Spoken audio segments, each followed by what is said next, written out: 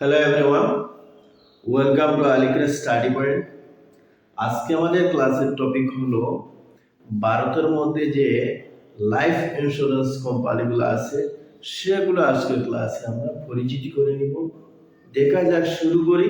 ভারতের 24টি life insurance company, এখানে কোম্পানির নাম দেওয়া আছে, প্রতিষ্ঠা সাল অর্থাৎ এস্টাবলিশমেন্ট ইয়ার, সদর দপ্তর হেড অফিস কোন জায়গায় অবস্থিত।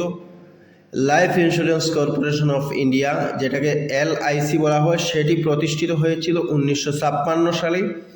এটির হেডকোয়ার্টার হলো ভারতের Mumbai. HDFC standard life insurance company, সেটিও প্রতিষ্ঠা হয়েছিল 2000 সালে। সেটির হেডকোয়ার্টার হলো Mumbai. Max life insurance company, সেটিও প্রতিষ্ঠিত হয়েছিল 2000 সালে। সেটির সদর দপ্তর হলো new Delhi. ICICI prudential life insurance company, সেটিও প্রতিষ্ঠা হয়েছিল 2000 সালে। সেটির সদর দপ্তর হলো Mumbai. Aditya Birla sun life insurance company, সেটি প্রতিষ্ঠা হয়েছিল 2000 সালে। সেটির সদর দপ্তর হলো Mumbai. Tata air life insurance company, সেটিও 2000 সালে প্রতিষ্ঠিত হয়েছিল। সেটির সদর দপ্তর হলো Mumbai. Future general insurance company, সেটি প্রতিষ্ঠিত হয়েছিল 2000 সালে। Life insurance corporation of India LIC যাহাকে বলা হয়, সেটির হেডকোয়ার্টার হলো Mumbai. Sports authority of India SAI যাহাকে বলা হয়, সেটির হেডকোয়ার্টার হলো new Delhi.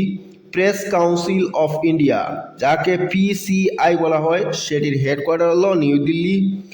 National safety council NSC যাকে বলা হয়, সেটির হেডকোয়ার্টার হলো নেভি মুম্বাই।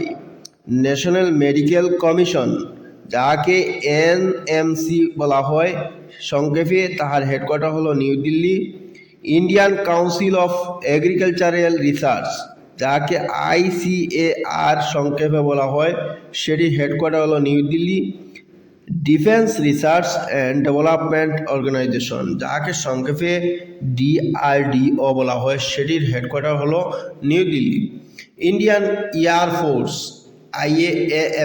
IAF যাকে সংক্ষেপে বলা হয়, তার হেডকোয়ার্টার হলো new Delhi.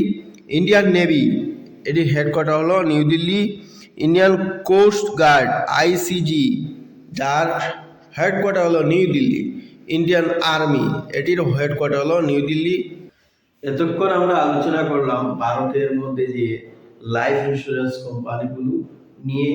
Thank you everyone.